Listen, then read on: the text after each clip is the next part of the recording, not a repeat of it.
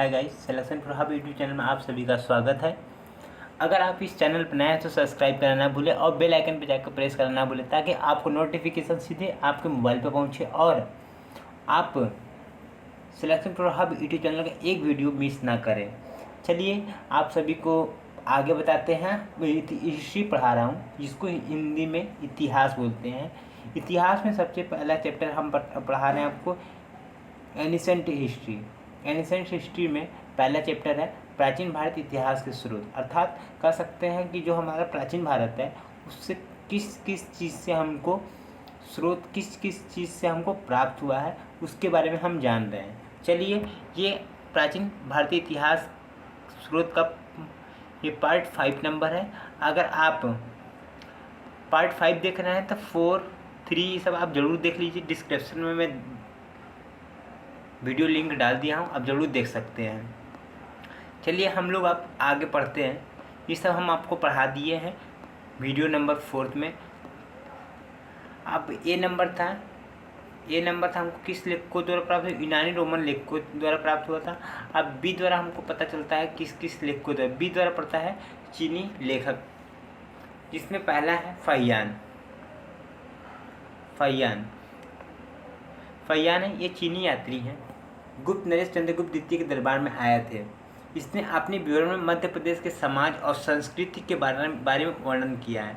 इसने मध्य प्रदेश की जनता को सुखी एवं समृद्ध बताया।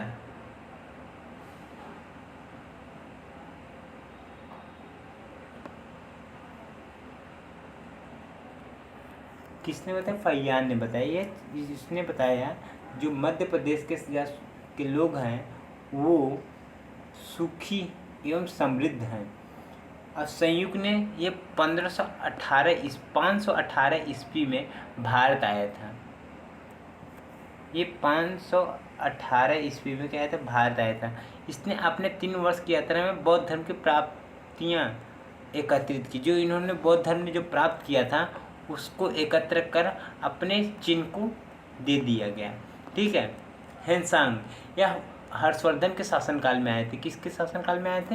हर्षवर्धन भैया के शासनकाल में आए हुए थे। ठीक है, यह हर्षवर्धन जी के शासनकाल में आए हुए थे, भारत में आए थे। अब आप सभी को पता है हेनसांग कौन थे? हेनसांग एक लेखक था जो अपने भारत आया था। वो 629 ईस्वी में चीन से भारतवर्ष के लिए प्रस्थान किया था। प्रस्थान मतलब आने के लिए प्रारंभ किया था। और लगभग 1 वर्ष की यात्रा के बाद सर्वप्रथम वो भारतीय राज्य कपिसा पहुंचा। वो 1 वर्ष की यात्रा के बाद कहाँ पहुंचा? भारतीय राज्य कपिसा पहुंचा। ये आप लोग के लिए बहुत महत्व है। अगर आप लोग से पूछ लेगा हेनसांग भारतीय राज्य में कहाँ पे पहुंचा था, किस राज्य में पहुंचा था, आपको बताना पड़ेगा। कपिसा पहुंचा था। ठीक है। ये भारत 15 वर्ष तक ही ठहरा था। कितने वर्षों तक ठहरा था? 15 वर्षों तक ठहरा था। इसने 15 वर्षों तक ठहरा था। ठीक है। और 645 ईस्वी में चीन लौट गया। वो 15 वर्षों तक ठहरा और 645 ईस्वी में चीन लौट गया। वो बिहार में नालंदा जिला है स्थित नालंदा विश्वविद्यालय में अध्ययन करने तथा भारत से बौद्ध ग्रंथों को एकत्रित कर ले जाने के लिए आया था। आप सभी को पता है कि हमारे देश के जितने भी ग्रंथ थे सभी विदेशियों ने उठा ले गए। इस वजह से हम लोग के पास नहीं है वो ग्रंथ हैं जिससे हम अपने भविष्य के लिए कुछ काम कर सकें। आप सभी को पता है कि पहले के लोग इतने बेवकूफ़ टाइप से थे कि किसी को भी दान कर देते थे। देखिए अब आपको सामने ये सब प्राप्त हो रहा है, आप खुद देख रहे होंगे। ऐसे भविष्य में इसलिए हम लोग इतिहास पढ़ते हैं ताकि हम लोग को भविष्य में कोई भी चीज़ें को दिक्कत ना हो, ताकि ये इतिहास को दोहराना ना पड़े। इस वजह से हम लोग इतिहास पढ़ते हैं। समझ गए आप सभी लोग? चलिए, जैसा इन्होंने किया अच्छा ही किया, क्या कर सकते हैं। ताकि अब हम लोग नहीं, ये गलतियाँ हम लोग को नहीं करना चाहिए। ठीक है। चलिए आप लोग के लिए आगे देखते हैं। ये बिहार में नालंदा जिला स्थित नालंदा विश्वविद्यालय में अध्ययन करने तथा भारत से बौद्ध ग्रंथों को एकत्रित करने के लिए भारत के में आया था। ये इसका भ्रमण वृत्तांत संयुक्ति नाम से प्रसिद्ध है, जिसमें 138 देशों का विवरण मिलता है। इसने हर्षकालीन समाज, धर्म तथा राजनीति के बारे में वर्णन किया है। सीक्यू में उसने धर्म तथा राजनीति के बारे में वर्णन किया है। इसके अनुसार सिंध का राजा सद्र था। आप सभी को बता दें, हेनसांग के अध्ययन के समय, जब हेनसांग नालंदा विश्वविद्यालय में अध्ययन कर रहा था, ठीक है, नालंदा विश्वविद्यालय में अध्ययन कर रहा था, तो नालंदा विश्वविद्यालय के कुलपति थे आचार्य शिलभद्र। कौन थे? आचार्य शिलभद्र थे। ठीक है। अब चौथा नंबर पर कौन थे? इत्सिंग। यह 7वीं शताब्दी के अंत में भारत आया।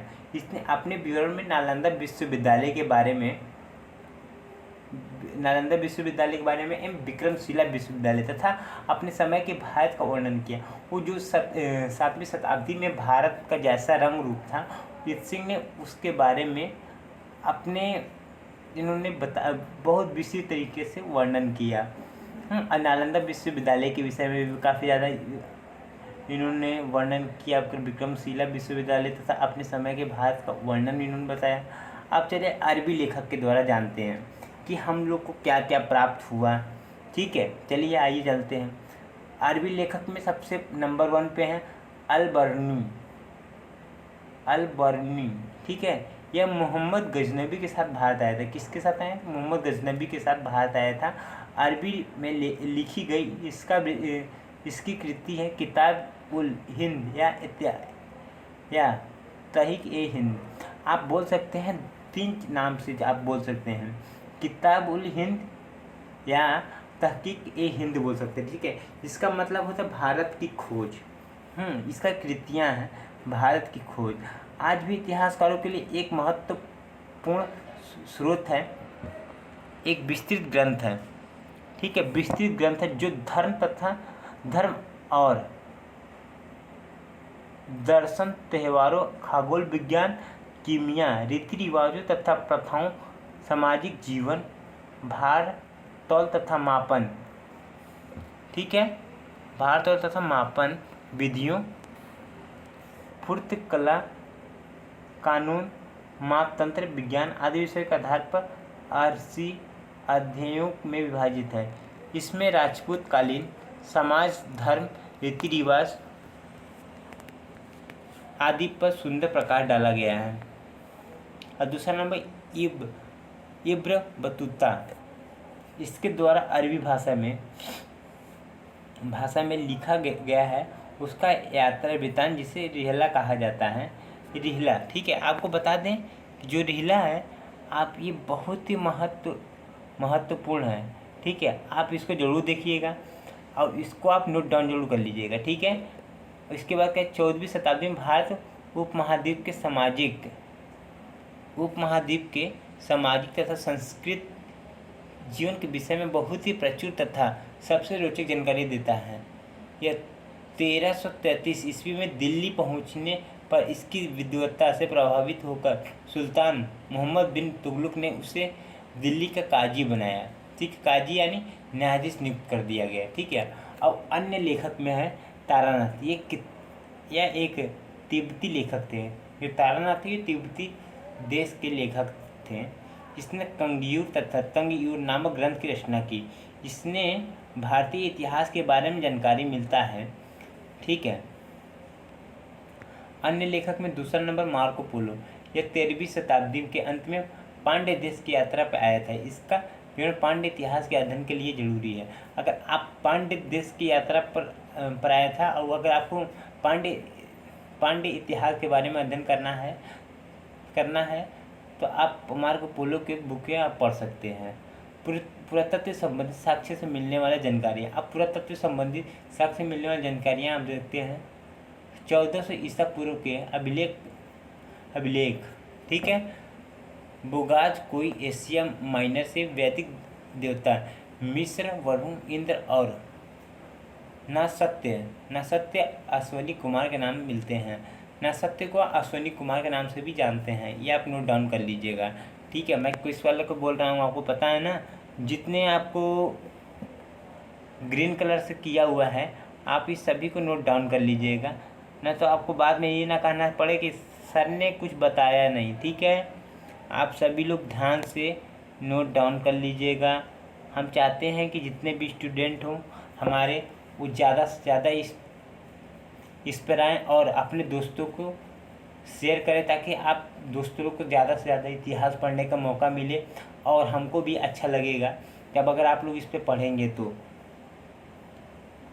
आप सभी को बताना चाहूँगा, अगर आप सभी लोग मन लगा के इस चैनल को अगर आप पढ़ते हैं तो आप लोग को जितना मैं बता रहा हूँ इतिहास इससे ज़्यादा बाहर नहीं जाएगा। आप पीसीएस लेवल के ये नोट्स मैं बना कर आप सभी का आईएएस लेवल के नोट्स हैं, ये सभी आप सभी को मैं पढ़ा रहा हूँ। और जो आप सभी लोग इस नोट्स को अगर आप सही से पढ़ लेते हैं तो मैं आप सभी को बता रहा हूँ कि आप खुद जान जाएंगे, खुद ही आप कहेंगे, 10 लोगों को खुद आप कहेंगे कि इस चैनल से खुद पढ़िए। ठीक है, मैं अब ज़्यादा कुछ नहीं कहूँगा। चलिए अब आगे चल के बताते हैं। मध्य भारत में भागवत धर्म विकसित होने का प्रमाण यवन राजदूत हेलियोडोरस के वेशनगर विदिशा गरुड़ स्तंभ लेख से प्राप्त होता है। ठीक है, अब दूसरा पॉइंट है, सर्वप्रथम दुर्भिक्ष